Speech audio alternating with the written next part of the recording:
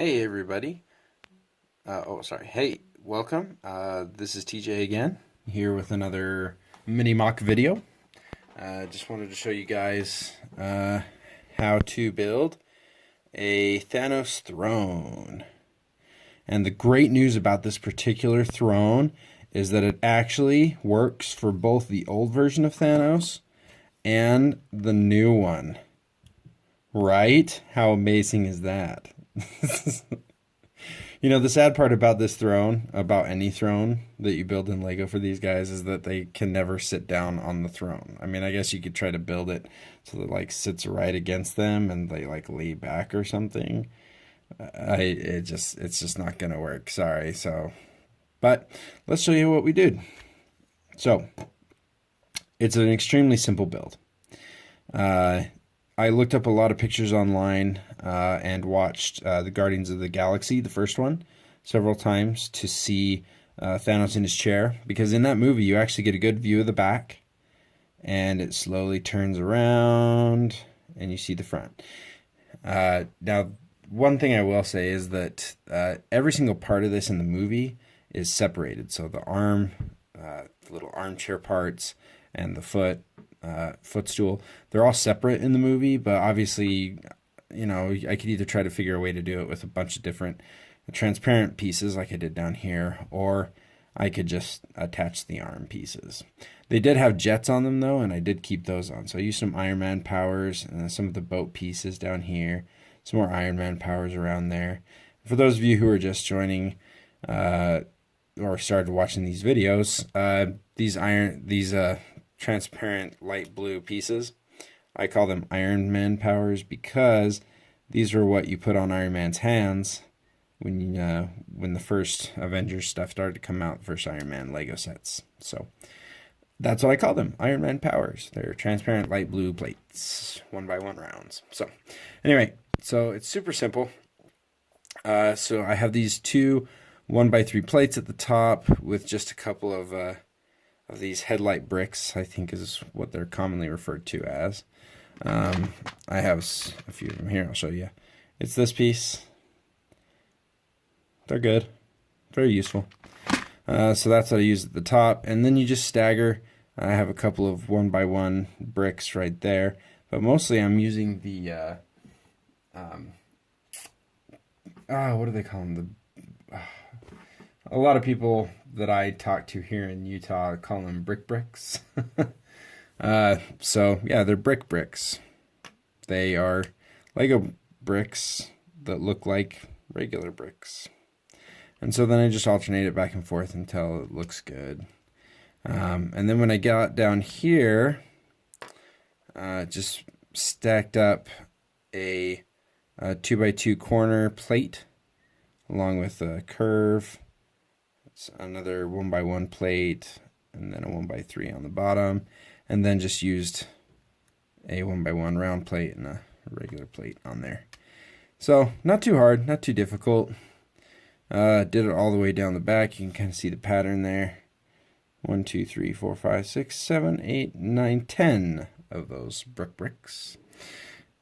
Just use some slopes here to kind of give it a little bit of definition, and then tied it all together with some clear pieces to try to make it look good. So I actually used this as a for this old Thanos when he first came out, and I had him this whole thing set atop Avengers Tower with him standing on just like he is there, and so kind of like he was Overlord and watching everything happen, kind of like he's been in the last few movies.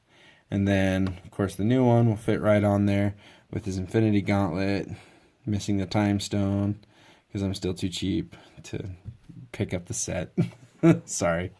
Here, I'll give you a little bit better luck. So he's so mad he got up out of his chair, and now he's going to take on the universe.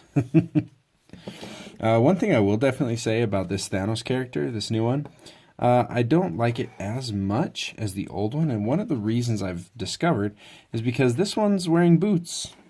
If you look at the new one, yeah.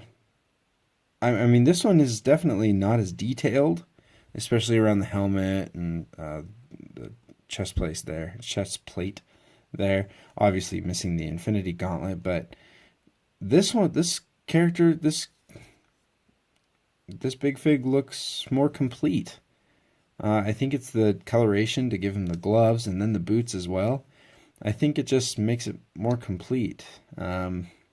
Some boot print on there would have been extremely welcome. I will say that. It would have been super nice.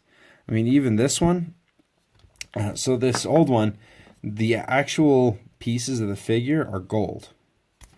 So if you take off the arm, you can see that they've actually printed the dark blue all over his body, except for where the boots are supposed to go.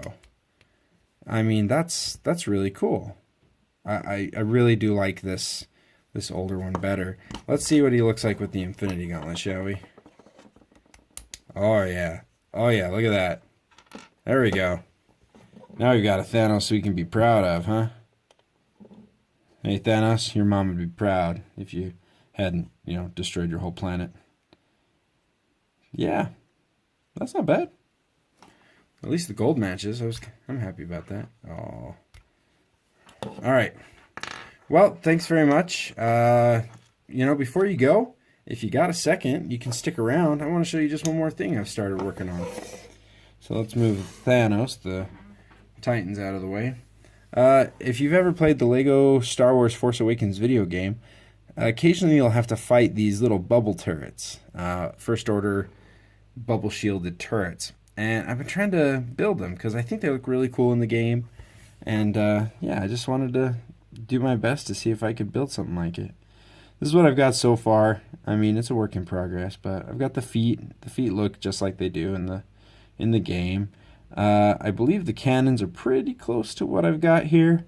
They use a few different pieces, but then again, the pieces they use are supposed to glow when you fire them. So I've taken a little bit of license and just put some transparent red pieces instead of glowing Lego pieces because they don't exist. So that's what I'm working on. I need to actually get in and play the game again and get to the point where I could actually look at one of these and do like a 360 full around look to get an idea. But I kind of like it. I don't know if it'll fit in my game, which was the original idea, is I wanted a turret for my game. But yeah, we'll kind of see because the regular characters just sit on these 4x4 round plates, and this thing's definitely a lot bigger than a 4x4 plate. We'll kind of have to see what happens, but yeah. Well, thanks very much, guys. Hope you enjoyed that. A little extra peek at a work in progress. Yeah, that's got to fix those. So, hope you enjoyed, and thanks very much, and we'll catch you next time. All right. Oh, if you are wondering what we're going to be looking at next, thanks for sticking around a little bit longer, and I'm going to give you a little sneak preview of our next project, our next mock showcase. It's a shield deuce and a half. If anybody knows what a deuce and a half is, this is a deuce and a half. Let's move these guys out of the way, kind of blocking the field of view. Yeah, so that'll be fun. This was a vehicle that my dad always loved, and he actually owned one of these, a real deuce and a half. Military from World War II, I believe, but I'll have to look at that. It's a United States military vehicle, and I thought it looked really good in the shield colors, carrying a giant turret on the back. So anyway, I'm not going to do the review now. We're going to do that next time. Thanks very much, and we'll catch you next time.